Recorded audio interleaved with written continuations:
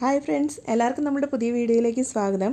ഇന്നത്തെ വീഡിയോയിൽ മെയ് 12-ാം തീയതി ഉള്ള കുറച്ച് വിശേഷങ്ങളാണ്. അന്ന് സിയൻ്റെ ബർത്ത്ഡേ ആയിരുന്നു. അപ്പം നമ്മൾ അതിനോടനുബന്ധിച്ച് അർമേനിയയ്ക്ക് പോയിട്ടുണ്ടായിരുന്നു. അപ്പം ആ പോയതിൻ്റെ വിശേഷങ്ങളൊക്കെയാണ് വീഡിയോയിലുള്ളത്. അപ്പം അന്ന് പോകുന്നതിന് തലേന്ന്, അതായത് ഞായറാഴ്ച രാത്രി 12 മണി ആയപ്പോഴത്തേക്കും നമ്മൾ ജസ്റ്റ് പോകുന്നതിന് മുമ്പ് ഇവിടുന്ന് ഒരു കുഞ്ഞ് കേക്കൊക്കെ കട്ട് ചെയ്തിട്ടായിരുന്നു പോയിരുന്നത്. എന്നിട്ട് പിറ്റേന്ന് തിങ്കളാഴ്ച രാവിലെ ഒരു 5 മണിയൊക്കെ ആയപ്പോഴത്തേക്കും ഇവിടുന്ന് പുറപ്പെട്ടായിരുന്നു. എയർപോർട്ടിൽ ചെന്ന് കഴിഞ്ഞപ്പോൾ അവിടെ നമ്മൾ പോയിരുന്നത് ഷാർജ എയർപോർട്ടിൽ നിന്നാണ്. അപ്പോൾ അവിടെ പിള്ളേർക്ക് കളിക്കാനുള്ള ചെറിയൊരു പ്ലേസൊക്കെ ഉണ്ടായിരുന്നു. അവിടുന്ന് സിയ ഉറക്കത്തിലായിരുന്നു പോയിരുന്നതെങ്കിലും വണ്ടിയിൽ കയറി കുറച്ച് കഴിഞ്ഞപ്പോഴത്തേക്ക് എഴുന്നേറ്റു. പിന്നെ അവിടെ എയർപോർട്ടിൽ നിന്ന് കുറച്ച് നേരം കളിച്ചു. പിന്നെ അവിടുന്ന് തന്നെ നമ്മൾ ജസ്റ്റ് ഒന്ന് ചായയും കുറച്ച് സ്നാക്സൊക്കെ കഴിച്ചിട്ടാണ് പോയത്. കാരണം അത്രയും രാവിലെ എഴുന്നേറ്റ് പോയതല്ലേ, രാത്രി അധികം ഉറങ്ങാനൊന്നും പറ്റിയില്ല. ഞാനൊരു 1 മണിക്കൂറൊക്കെ ഉറങ്ങി. ഇച്ചേനാണ് ഉറങ്ങിയിട്ടൊന്നും ഉണ്ടായിരുന്നില്ല. അങ്ങനെ നമ്മൾ നേരെ എയർ അറേബ്യയിലാണ് നമ്മൾ അങ്ങോട്ട് പോകുന്നത്. ഇതിപ്പം അവിടെ എത്താറായി. നേരത്തെയും ദൂരെ നമുക്ക് അറാറത്ത് മൗണ്ടെയിൻ കാണാം.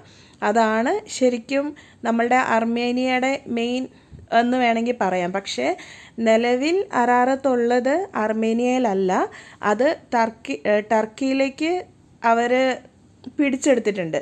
പക്ഷേ അറാറത്ത് ഇവർക്ക് ഭയങ്കര ഇമ്പോർട്ടൻ്റ് ആയിട്ടുള്ളൊരു പർവ്വതം, അത് നമുക്ക് ആദ്യമേ കാണാം. എന്നിട്ട് പിന്നെ അവിടുന്ന് നേരെ ഹോട്ടലിൽ ചെക്ക് ഇൻ ആയി. ആദ്യം നമുക്ക് കിട്ടിയൊരു കുഞ്ഞു റൂമായിരുന്നു. ഒത്തിരി വലിയ സ്പേസ് ഒന്നും ഉണ്ടായിരുന്നില്ല. കട്ടിലൊക്കെ ഇട്ട് കഴിഞ്ഞാൽ അത്യാവശ്യം നമുക്ക് ഒന്ന് അങ്ങോട്ടും ഇങ്ങോട്ടും കൊച്ചിന് ഓടി കളിക്കാനുള്ള ഒന്നുള്ള സ്പേസ് ഇല്ലായിരുന്നു. അപ്പോൾ അവരോട് മാറ്റി തരാമോ എന്ന് ചോദിച്ചപ്പോൾ അവർ നമുക്ക് റൂം ഇത് ചേഞ്ച് ആക്കി തന്നിട്ടുണ്ടായിരുന്നു. അങ്ങനെ പിന്നെ ഇവിടുന്ന് മാറിയിട്ട് ഇത് 2ാമത്തെ റൂം. ഇതിപ്പം അത്യാവശ്യം നമുക്ക് കുറച്ച് സ്പേസൊക്കെ ഉള്ള റൂം, ഒരു ഒറ്റ റൂം തന്നെ. പക്ഷേ എന്നാലും ആ ഉള്ള റൂം കുറച്ച് വലുതായിരുന്നു, സ്പേസ് കുറച്ച് അത്യാവശ്യം ഉണ്ടായിരുന്നു. അതാണേലും ഇപ്പം നോക്കുവാണെങ്കിൽ ഒരു സൈഡിൽ തന്നെ ഒരു ടേബിള്, അതിൻ്റെ ഉള്ളിൽ തന്നെ ഒരു മിനി ഫ്രിഡ്ജ് വെച്ചിട്ടുണ്ടായിരുന്നു. അത് ഈ മിനി ബാർ പോലത്തെ സംഭവം. എന്നിട്ട് പിന്നെ അവിടുന്ന് തന്നെ നമുക്ക് നോക്കുകയാണെങ്കിൽ വ്യൂ പുറത്തേക്കുള്ള നല്ല അടിപൊളി വ്യൂ ആയിരുന്നു. പിന്നെ നമ്മൾ ചെന്ന സമയം എന്ന് പറഞ്ഞാൽ ഇവിടുത്തെ ക്ലൈമറ്റ് പൊതുവെ ഇവരുടെ സ്പ്രിങ് സീസൺ ആയാലും പക്ഷേ നല്ല ക്ലൈമറ്റ് ആയിരുന്നു. അതായത് മേ ബി നമ്മൾ ദുബായിൽ നിന്ന് പോയതിൻ്റെ ആയിരിക്കാം. അവിടെ ചെന്ന് കഴിയുമ്പോഴത്തേക്കും ടെമ്പറേച്ചർ ഏതാണ്ട് ഒരു 20-നുള്ളിലൊക്കെ ഉണ്ടായിരുന്നുള്ളൂ. അപ്പോൾ അത്യാവശ്യം തണുപ്പുള്ള ഒരു ടെമ്പറേച്ചറൊക്കെ ആയിരുന്നു. ടോയ്ലറ്റൊക്കെ ആണെങ്കിലും നല്ല നീറ്റായിട്ടുള്ള ടോയ്ലറ്റ്. ഇവിടെ ഹാൻഡ് ഫ്ലഷ് ഉണ്ടോയെന്ന് കേട്ടോ ആദ്യം നോക്കിയത്. ഹോട്ടലിലുണ്ടായിരുന്നു, പക്ഷേ പുറത്ത് വേറെ എവിടെ ഇല്ല കേട്ടോ. എന്നിട്ട് പിന്നെ അവിടുന്ന് നേരെ പുറത്തോട്ട് നമ്മൾ ജസ്റ്റ് ഒന്ന് പുറത്തോട്ട് ഇറങ്ങി. അതായത് യെറവാൻ എന്ന് പറയുന്ന സ്ഥലത്താണ് നമ്മൾ ചെന്നിറങ്ങിയത്. ആ യെറവാനിലുള്ള കുറച്ച് സ്ഥലങ്ങളൊക്കെ അന്നൊന്ന് ചുറ്റിക്കണ്ടിട്ടുണ്ടായിരുന്നു. പിന്നെ നമ്മൾ പോയിട്ടുള്ളത് പാക്കേജ് ബുക്ക് ചെയ്തിട്ടായിരുന്നു പോയിരുന്നത്. അതുകൊണ്ട് തന്നെ നമുക്ക് ഒരു ഡ്രൈവറും കൂടത്തിൽ ഒരു ഗൈഡും ഉണ്ടായിരുന്നു. പക്ഷേ ഗൈഡ് ഓരോ ദിവസവും നമുക്ക് ചേഞ്ച് ആയിക്കൊണ്ടിരിക്കുമായിരുന്നു. ആദ്യത്തെ 3 ദിവസം, അത് കഴിഞ്ഞ് പിന്നെ കണ്ടിന്യൂ ഒരു ഈ കാണുന്ന ലേഡി തന്നെയായിരുന്നു നമ്മുടെ കൂട്ടത്തിലുണ്ടായിരുന്നത്. ഇപ്പം ആദ്യം തന്നെ നമ്മൾ ഫുഡ് കഴിക്കാൻ വേണ്ടി പോവുക. കാരണം വന്ന് നമ്മൾ ഇറങ്ങിയത് ഉച്ച സമയത്തായിരുന്നു. അപ്പം പോയ ആ ഒരു റെസ്റ്റോറൻറ്റിൻ്റെ ഉള്ളിലേക്ക് കയറുന്നിടത്ത് തന്നെ അവിടെ അവരുടെ കുറേ സുവനീഴ്സും അവിടുത്തെ ട്രഡീഷണൽ ആയിട്ടുള്ള ഡോളും കാര്യങ്ങളും അങ്ങനെയൊക്കെ ആയിട്ട് കുറേ നമുക്ക് പർച്ചേസ് ചെയ്യണമെങ്കിൽ ചെയ്യാം. കാണാൻ വേണ്ടിയിട്ടാണെങ്കിലും അങ്ങനെയൊക്കെ ആയിട്ട് ഒത്തിരി സാധനങ്ങൾ വെച്ചിട്ടുള്ള ഒരു ഷോപ്പിൻ്റെ ഇടയ്ക്കൂടെയായിരുന്നു കയറി നമുക്ക് നമ്മളുടെ ആ റെസ്റ്റോറൻറ്റിലേക്ക് പോകേണ്ടത്. പിന്നെ ആദ്യത്തെ ദിവസം നമ്മൾ ജസ്റ്റ് വന്നിറങ്ങിയതേ ഉള്ളൂ. അതുകൊണ്ട് തന്നെ നമുക്ക് അവിടുത്തെ എന്തൊക്കെയാണ് ഫേമസ്, എങ്ങനെയൊക്കെയാണ്, ഏതാ ഫുഡ് കഴിക്കേണ്ടത്, അങ്ങനത്തെ കാര്യങ്ങളൊന്നും നമുക്ക് അറിയില്ലല്ലോ. അപ്പോൾ പിന്നെ ഇവർ കൊണ്ടുപോയ ആ ഒരു കൂട്ടത്തിൽ നമ്മളങ്ങ് പോയപ്പോൾ കണ്ടതൊക്കെ ആണെങ്കിലും എക്സ്പ്ലെയിൻ ചെയ്യാനും പുള്ളിക്കാരി ഇങ്ങനെ ജസ്റ്റൊക്കെ പറഞ്ഞു തരുന്നുണ്ടെങ്കിലും അത് കൂടുതൽ ഡീറ്റെയിൽ ആയിട്ട് അടുത്ത ദിവസങ്ങളിൽ നമുക്ക് അവർ പറഞ്ഞു തരുന്നുണ്ടായിരുന്നേ. പിന്നെ ഈ കാണുന്ന പ്ലേറ്റ്സും കാര്യങ്ങളൊക്കെ ആണെങ്കിലും ഇവിടുത്തെ ആൾക്കാരിന്, ഇത് പണ്ടൊരു ഹൗസായിരുന്നു, ആ വീടിനെ അവർ പൊളിച്ച് മാറ്റാണ്ട് തന്നെ അതിനെ കണ്ടിന്യൂ അവരൊരു റെസ്റ്റോറൻ്റ് ആക്കി ചേഞ്ച് ആക്കുക ചെയ്യുന്നത്. അപ്പോൾ അവർ തന്നെ ചെയ്തിട്ടുള്ള പെയിൻറ്റിങ്ങും കാര്യങ്ങളും ഒക്കെ അതുള്ളത്. പിന്നെ ഈ കാണുന്നതൊക്കെ ആണെങ്കിലും നമ്മളുടെ മുന്തിരിയുടെ വള്ളികളാണ് ഇങ്ങനെ ഈ പടർന്ന് പന്തലിച്ച് അതിലൂടെയൊക്കെ നിൽക്കുന്നതും. പിന്നെ കുറേ റോസാപ്പൂവിൻ്റെ പല ടൈപ്പ് നമുക്കവിടെ കാണാൻ പറ്റും. അങ്ങനെയൊക്കെ ആയിട്ട് നല്ല രസമുണ്ട്. മെയിനായിട്ട് അവിടുത്തെ ക്ലൈമറ്റ് ഉണ്ടല്ലോ, നല്ലൊരു സുഖമുള്ള ക്ലൈമറ്റ്. ഒത്തിരി അങ്ങ് തണുത്ത് വിറങ്ങലിച്ച് അങ്ങനത്തെ ഒരു ഇതുമല്ല, എന്നാൽ പിന്നെ നല്ല കൂളായിട്ടുള്ളൊരു ക്ലൈമറ്റ്. പിന്നെ ഇവർക്ക് പൊമോഗ്രാനൈറ്റ് ഭയങ്കര ഇമ്പോർട്ടൻ്റാണ്. അവിടെ കൂടുതലും ഉള്ളതും പൊമോഗ്രാനൈറ്റാണ്. അപ്പോൾ അവിടെയുള്ള ഓരോന്ന് കാണിച്ചു തരുമായിരുന്നു. ആ പ്ലേറ്റിലാണെങ്കിൽ ഈ സ്റ്റോൺ ആർട്ടൊക്കെ അങ്ങനത്തെ കാര്യങ്ങളൊക്കെ ഡിസൈൻ ചെയ്തിട്ടുള്ള കുറച്ച് പ്ലേറ്റ്സ് ഒക്കെ ഉണ്ടായിരുന്നു.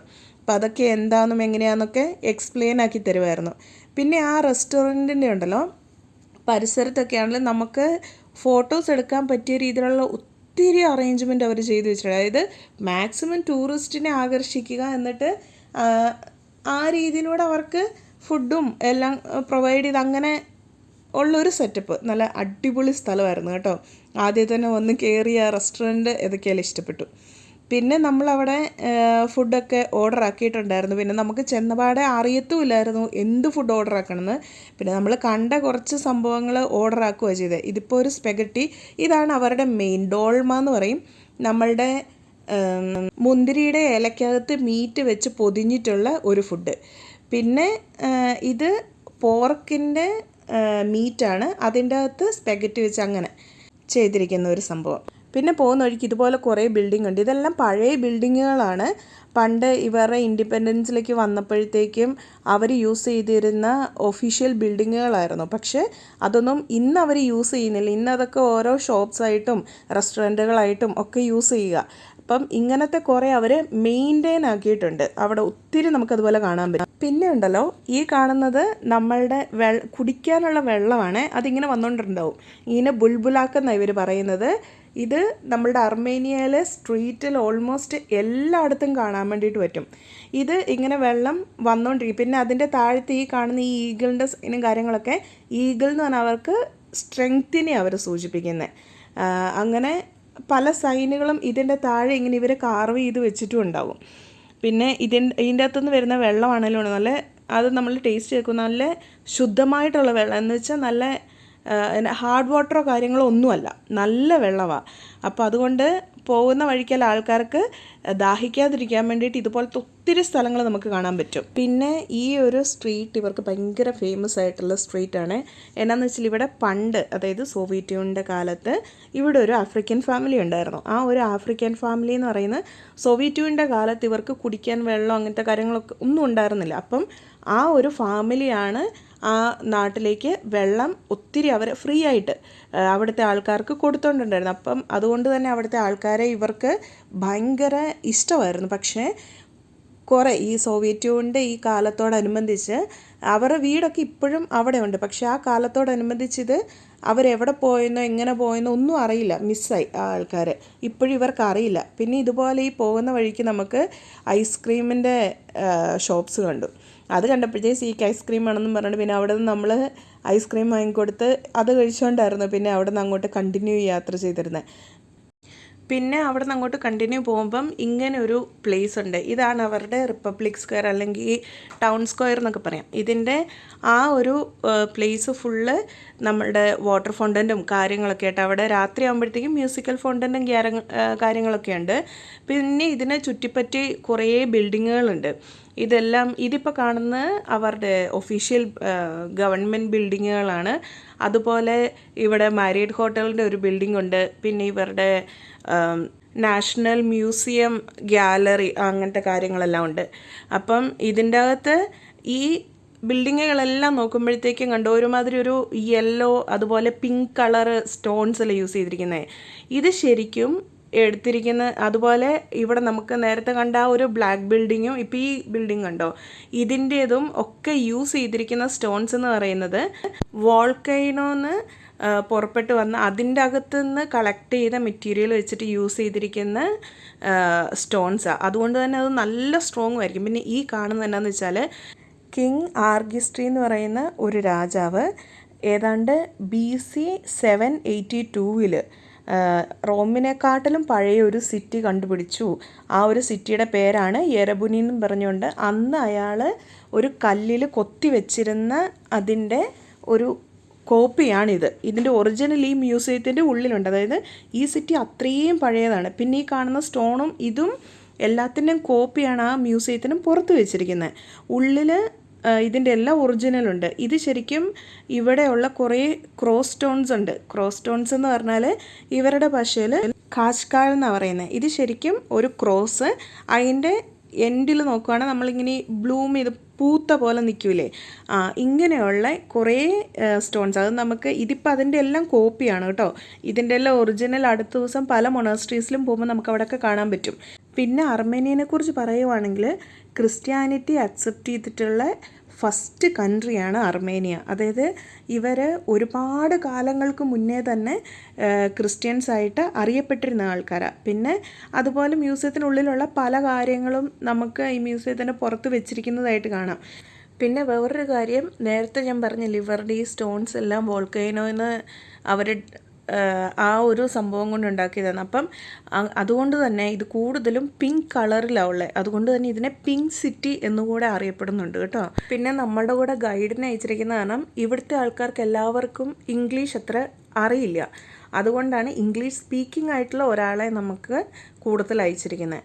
പിന്നെ അവരെല്ലാം എക്സ്പ്ലെയിൻ ആക്കി തരുന്നുണ്ട് കേട്ടോ. So there are 3 main cities.